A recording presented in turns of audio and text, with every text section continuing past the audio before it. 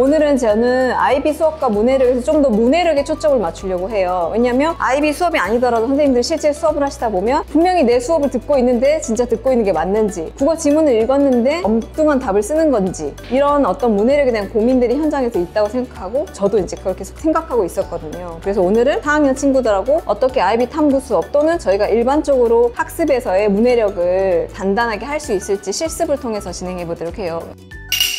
첫 번째는 이게 시계 친구라는 건데, 제가 짝 활동을 할 때 자주 하는 건데 클락 파트너라고도 해요. 이름에는 선생님 성함을 쓰시면 돼요. 여기에 1시, 2시 이렇게 있잖아요. 학기 초에 진행하셔도 되고 한 달에 한 번 정도 진행하셔도 되고, 예를 들면 짝 활동을 하는데 수학 익힘책은 얘랑 하고 사회할 때 또 다르게 하고, 짝을 어떻게 해줄지 랜덤도 매번 이걸 돌릴 수도 없고 그렇거든요. 근데 이걸 딱 만들어 놓으면 어떤 활동을 할 때 굉장히 저는 좋았어요. 안녕하세요 선생님, 저는 신현주라고 하는데 선생님 혹시 1시에 시간 되세요? 네.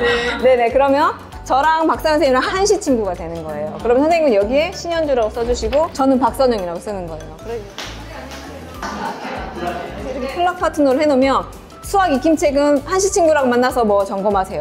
그다음에 뭐 사회 조사 활동한 거는 3시 친구랑 만나서 이렇게 하면 애들이 골고루 다양하게 이렇게 만나게 돼서 잘 씁니다. 그리고 이걸 할 때 보면 교우 관계가 보여요.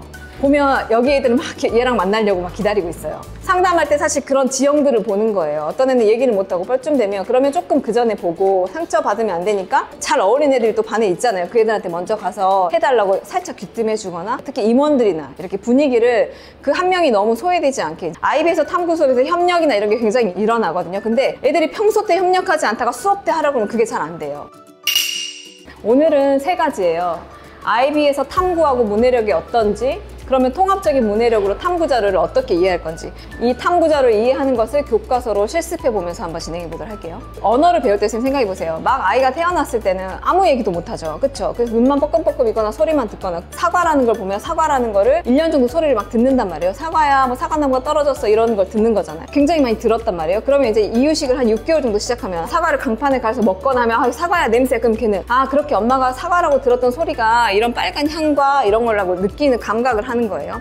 그 다음에 1년 정도가 지나면 이제 엄마, 맘마, 빠 말을 하기 시작하면 이제 사과를 보고 아, 저게 내가 들었고 그 다음에 받고 만졌던 사과구나라고, 사과하면 사과 맞아, 우리 말 시작했다라고 벽에 붙어요. 가나다라 마바사 이런 표지 아시죠? 네. 그러면은 사과가 쿵 그림책도 읽어져요. 그러면 그런 활자를 봤을 때 내가 들었고 만지고 했던 게 엄마가 저게 사과야, 저렇게 생겼어 하면 애가 어느 날 사과 그러면 읽기가 되는 거예요. 6세, 7세가 되면 손에 힘이 들어가면서 뭔가를 쓰거나 선을 긋거나 할 수 있죠. 근데 1학년이 되면 왔을 때 교과서에 사과나무가 사과나무에 사과가 주렁주렁 열렸습니다라고, 이 사과 하나를 하는데도 굉장히 이렇게 듣고 말하고 읽고 쓰는 통합적으로 이루어지는 거예요. 요즘에는 사과를 그렇게 구체적으로 하기도 전에 바로 영상으로 봐버리잖아요. 그럼 걔가 사과라고는 들었지만 그 사과에 대한 구체적인 감각이 없는 거예요. 이런 애들의 특징은 고학년이 가죠. 해독은 해요. 그게 어떤 느낌인지 안 오는 거예요.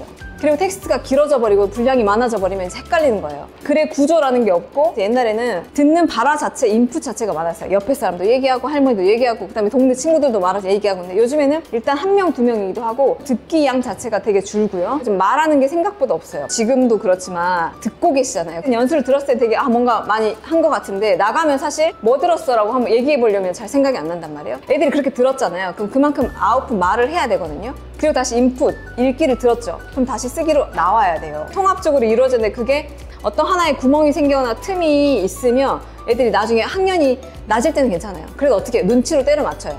대충 이런 말인 것 같고. 근데 올라가게 되면 되게 어렵고, 특히 탐구 자료가 두꺼워지거나 내용이 어려워지면 그때부터 굉장히 힘들어지는 거예요. 학생들 탐구를 볼 때 탐구 과정에서 되게 어려워하는 점은 1번 한번 같이 읽어볼까요?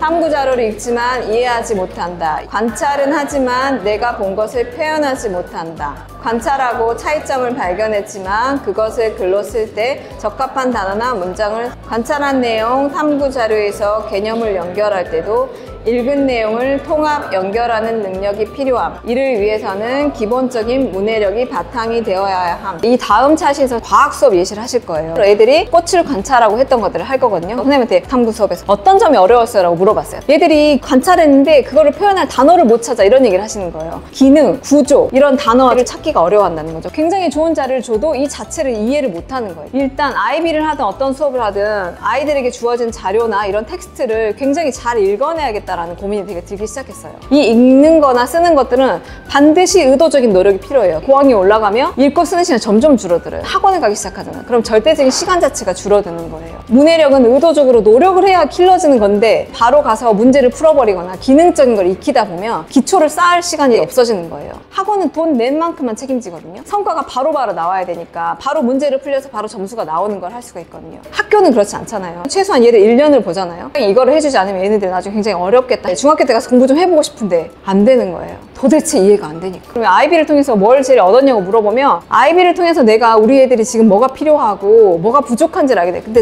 그 지점이 바로 저한테는 문해력이었던 거예요. 제가 이제 구성한 거는 바로 그래 어떤 걸 할 때 우리가 수업 안에서 듣기, 말하기, 읽기, 쓰기가 이렇게 통합적으로 진행되도록 수업을 구성해보자고 했어요. 근데 아이비 학교도 보니까 굉장히 많이 듣고 읽고 쓰고 같이 말하고 또 쓰고 말하고 이런 것들을 굉장히 많이 하고 있더라고요. 근데 저희가 선생님 막상 수업만 가서 보면 이런 것들을 못 보잖아요. 그런 수업을 하기까지 그 이면에는 듣고 쓰고 말하고 기본적인 굉장히 탄탄한데 그걸 모른 채 수업만 보면 쟤도 원래 잘하네 이렇게 얘기가 나오거든요. 그 이면에 물리적으로 문해력에 쏟는 시간이 많다고 판단을 해요. 그러면 한번 실습해 볼게요, 선생님. 매번 수업 이렇게 하는 건 아니지만 조금 지문이 이렇게 이야기, 동화인 경우를 해요.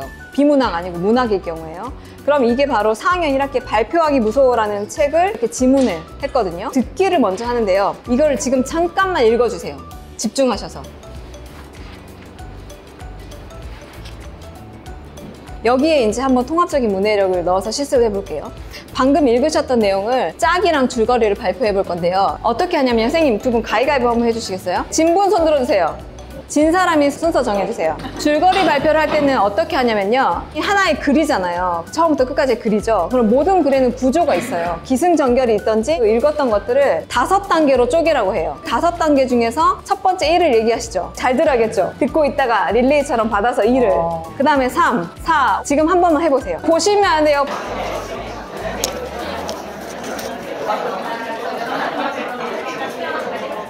막상 선생님 읽을 때는 모르세요. 말해보시려니까 어떠세요, 박 선생님? 아, 잘하셨어요. 되게 자존감이 높은 우리 중원처.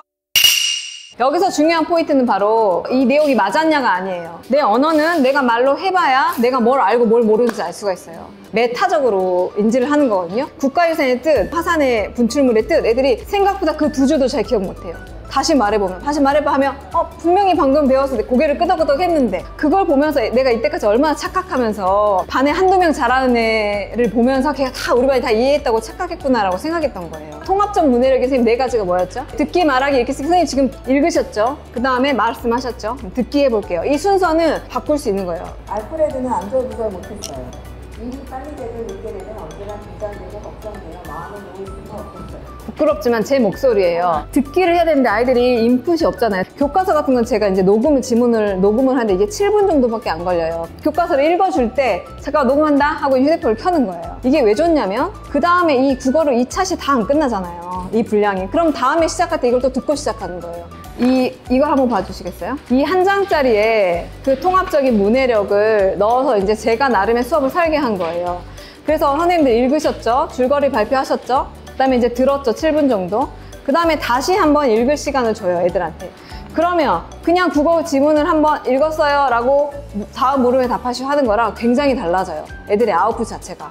그 생각보다 시간이 걸리지 않고 꼭 이대로 다 하실 필요가 없고 나는 듣기를 해야겠다. 나는 말하기라도 해봐야겠다. 그래서 저는 이제 아웃풋 이펙트라고 하는데 인출 효과라고 학습 과학에 있는 이론이기도 하거든요. 그래서 그런 것들을 꼭 한번 해보셨으면 좋겠어요. 말하기를 할 때 5단계로 나누라고 말씀드렸죠. 애들은 이 구조가 없어요. 그 구조가 없는 애들은 아주 지엽적인 것만 듣고는 그게 중심 내용이라 생각하거나 그래서 아이비 같은 경우는 핵심 개념을 찾아야 돼요. 중요한 개념들끼리 찾아서 연결해야 하는데 그 중요한 걸 못 찾아요. 이 전체를 먼저 구조를 잡는 게 중요한데 바로 그게 5단계 글쓰기예요. 줄거리 요약하기는 많이 하는데 생각보다 애들이 굉장히 어려워요. 제가 20명을 다 줄거리를 촘촘하게 썼는지 확인하기 어렵잖아요. 그리고 무엇보다 그렇게 됐을 때 아이들은 굉장히 감시받는다는 느낌이 들어요. 내가 잘했을까? 나 줄거리 잘 못 썼다고 하면 어떡하지? 그쵸? 그래서 제가 되게 잘 쓰는 게 바로 이 쪽수 쓰기예요, 선생님. 밑에 쪽수가 나오고요. 여기 줄이 나와요. 5, 10, 15. 그러면 너가 쓴 거를 보고 너가 기억에 해당하는 게 몇 쪽부터 몇 줄인지를 이 자기평가를 하라고 해요. 굉장히 재밌는 현상이 나와요. 한쪽에 다 써버린 애가 있어요. 이해되세요? 5단계로 전체가 다 들어가야 되는데 218쪽부터 한 줄씩 여기도 218쪽 10줄 이렇게 되는 거예요. 그러니까 얼마나 대충 쓴 거예요. 근데 뭐라고 하지 않죠. 제대로 읽은 애들은 정말 아주 명확하게 5단계가 쪽수가 아주 5등분이 돼 있어요. 요약할 때 선생님들이 잘 된다 안 된다 궁금하시잖아요. 그때 자기 평가 먼저 스스로 하게 해보면 굉장히 좋은 것 같아요. IB뿐만 아니라 우리가 굉장히 2022 교육과정에서 중요한 게 탐구잖아요. 깊이 있는 학습, 탐구 학습. 그 탐구의 시작을 질문으로 많이 보거든요. 제가 질문을 만드는 방식은 여기 한번 보시면 왜 내 생각 주어 물음표가 있어요. 애들은 줄거리를 선생님 5단계를 썼죠. 그 줄거리에서 질문을 만들려고요. 왜 그러냐면요. 그렇지 않으면 책 밖으로 나가버려요. 책 속에서 근거를 찾고 들어가야 되는데 이 의문의 형식이 굉장히 간단하지만 굉장히 강력해요. 의문의 형식이 복잡하면 그 방법을 익히느라 애들이 실제적인 내용을 꺼내지를 못해요. 선생님들이 아까 읽으셨던 이 지문 있죠? 이상하거나 궁금한 건 하나만 한 문장이면 얼른 밑줄 하나 그어주세요. 문득 혼자 바닷속을 오래오래 헤엄치는 것은 친구들 앞에서 이야기를 하는 것보다 훨씬 더 무섭고 긴장되는 일이 틀림없다는 생각이 들었어요. 그럼 한번 같이 만들어 볼게요. 여기다 왜를 붙이는 거예요. 왜 붙였죠? 여기에 주어가 안 나왔어요. 그럼 애들이 뭐 해야 돼요? 주어를 찾아내야 돼요. 생각보다 주어 찾기 어려워하거든요. 왜 알프레드는 문득 혼자 바닷속을 오래오래 헤엄치는 것은 친구들 앞에서 이야기를 하는 것보다 훨씬 더 무섭고 긴장되는 일이 틀림없다고 생각했을까? 이렇게만 바꾸면 되는 거예요. 그리고 물음표만 넣으면 돼요. 근데 뭐가 하나 빠졌죠, 선생님? 이채 선생님 한 번만 더 여쭤볼게요. 이거 왜 궁금하셨어요? 알프레드는 왜 변함이 없다가 문득 갑자기 이 생각이 들었을까 선생님이 질문이 되는 거예요. 내가 이게 왜 궁금한지를 스스로에게 물어본 적이 별로 없어요. 그래서 이 생각을 꺼내면 자기만의 고유한 생각이 나오거든요. 이렇게 질문을 만든 다음에 서로 질문을 바꿔보는 거예요. 바꿔서 답을 해주는 거예요. 애들이요, 답을 해줘야만 깊이 봐요. 친구 질문을. 선생님 답해주려면 무슨 말인지 꼼꼼하게 읽어야 되잖아요. 공교육에서 이런 걸 많이 해줘야 자꾸 자기 생각을 내가 꺼내도 되는구나. 그런 문화가 만들어지는 것 같아요. 왜 알프레드는 걱정이 많을까? 발표를 굳이 무서워할 필요 없는데 얘는 굉장히 발표를 잘하는 아이예요. 알프레드는 왜 대한고래에 대해서 더 알아봐야 된다고 생각한 게 궁금한 거예요. 아, 저 정도만 하면 됐지. 질문까지는 만들거든요. 내가 왜 궁금한지를 찾는 거 굉장히 어려워요. 3번은 왜 선생님 마음대로 발표 순서를 정했을까? 불공평한데 얘는 거기에 밑줄을 긋은 거예요. 공정이나 공평이 자기의 뭔가 지점이 걸리는 거예요. 4번째, 알프레드는 왜 엄마 아빠한테 알려달라고 했을까? 자기 힘으로 하면 뿌듯할 텐데 이게 자기 생각인 거예요. 5번은 왜 알프레드는 발표하기가 무서울까? 자기는 떨리기는 해도 무섭을 정도까지 이렇게까지 두려워하나? 이렇게 얘기를 하거든요. 이런 식으로 탐구 질문을 가지고 가서 이 질문에 대한 답을 친구들이랑 또 내 얘기를 나누고 또는 책 속으로 다시 들어가서 좀 더 깊이 책 속에서 다시 답을 찾아보고 이런 식으로 국어를 진행하고 있습니다.